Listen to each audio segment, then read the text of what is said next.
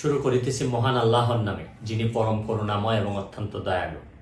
আপনারা যারা আমার ফ্যান ফলোয়ার আছেন, বিভিন্ন সময় বিভিন্নভাবে আমার উপর কষ্ট পেয়েছেন, তাদের উদ্দেশ্যে একজন সাবেক এমপি হিসাবে আমি দুটি কথা বলতে চাই। আমি আপনাদের এই সংস্কার, কোটা সংস্কার যে আন্দোলন, এই আন্দোলনে বা বৈষম্য বিরোধী ছাত্র আন্দোলন, এই আন্দোলনে কোটা সংস্কারের জন্য আমি সবসময় আপনাদের সাথে ছিলাম এবং এটাতে যারা আহত নিহত হয়েছেন তাদের পক্ষেও, এই বিচারের পক্ষেও আমি ছিলাম। কিন্তু আমার ব্যর্থতা হচ্ছে কি, আমি আপনাদেরকে বুঝাইতে পারি নাই।